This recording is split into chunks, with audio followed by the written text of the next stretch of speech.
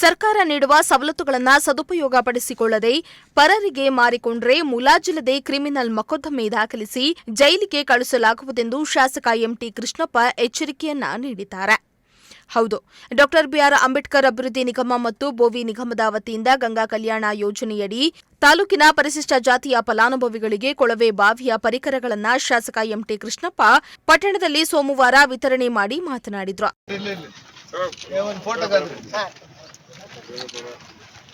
ತಾಲೂಕಿನ 28 ಫಲಾನುಭವಿಗಳಿಗೆ ತಲಾ 4.5 ಲಕ್ಷ ರೂಪಾಯಿಗಳ ವೆಚ್ಚದಲ್ಲಿ ಗಂಗಾ ಕಲ್ಯಾಣ ಯೋಜನೆಯಡಿ ಬೋರ್ ಕೊರೆಸಿ ವಿದ್ಯುತ್ ಸಂಪರ್ಕ ಸೇರಿದಂತೆ ಪರಿಕರಗಳನ್ನು ನೀಡುವ ಯೋಜನೆ ಇದಾಗಿದೆ. ಒಟ್ಟು 1.26 ಕೋಟಿ ವೆಚ್ಚದಲ್ಲಿ ಪರಿಶಿಷ್ಟ ಜಾತಿ ಸಮುದಾಯದ ರೈತಾಪಿಗಳಿಗೆ ಸವಲತ್ತುಗಳನ್ನು ನೀಡಲಾಗಿದೆ ಎಂದಿದ್ದಾರೆ.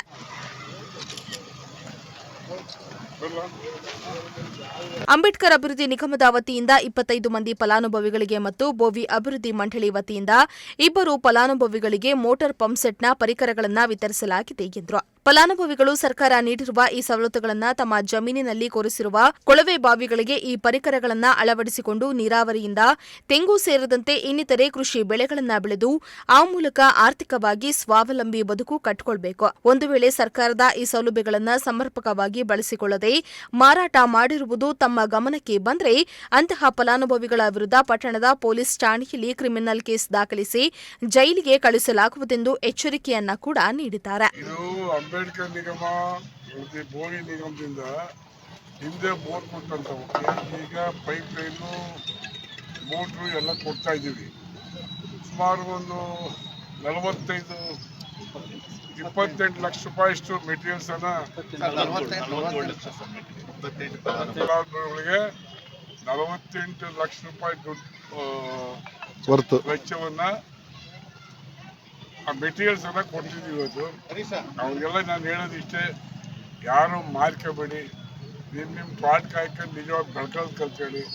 ಮಾರಿ ಅವ್ರನ್ನ ತೆಗೆದಾಕೊಂಡ್ರೆ ಕ್ರಿಮಿನಲ್ ಕೇಸ್ ಹಾಕ್ಸಿ ಒಳಗೆ ಹಾಕ್ಸ್ತೀನಿ. ಪ್ರತಿ ವರ್ಷ ತಾಲೂಕಿನ ಎಸ್ಸಿ ಸಮುದಾಯದವರು ಗಂಗಾ ಕಲ್ಯಾಣಕ್ಕಾಗಿ ನೂರಾರು ಅರ್ಜಿ ಸಲ್ಲಿಸುತ್ತಾರೆ. ಆದರೆ ಸರ್ಕಾರ ಕೇವಲ 7-8 ಕೊಳವೆ ಬಾವಿಗಳನ್ನ ಮಾತ್ರ ಮಂಜೂರು ಮಾಡ್ತಾ ಇದೆ. ಇದರಲ್ಲಿ ಯಾರಿಗೆ ಕೊಡೋದು ಯಾರಿಗೆ ಬಿಡೋದು ಎಂಬ ಗೊಂದಲ ಉಂಟಾಗ್ತಾ ಇದೆ. ಆದ್ದರಿಂದ ಕನಿಷ್ಠ 20 ರಿಂದ 30 ಬೋರ್ಗಳನ್ನ ಸರ್ಕಾರ ನೀಡಬೇಕೆಂದು ಆಗ್ರಹಿಸಿದರು. ಇನ್ನು ಇದೇ ಸಂದರ್ಭದಲ್ಲಿ ಡಾ. ಬಿಆರ್ ಅಂಬೇಡ್ಕರ್ ಅಭಿವೃದ್ಧಿ ನಿಗಮದ ಜಿಲ್ಲಾ ವ್ಯವಸ್ಥಾಪಕ ಆರ್ ಮಂಜುನಾಥ್, ತಾಲೂಕು ಅಭಿವೃದ್ಧಿ ಅಧಿಕಾರಿ ಎಸ್ಎಂ ಮಹೇಂದ್ರ, ಮುಖಂಡರಾದ ಮುನಿಯೂರು ರಂಗಸ್ವಾಮಿ ಸೇರಿದಂತೆ ಹಲವಾರು ಮುಖಂಡರು ಭಾಗವಹಿಸಿದ್ರು.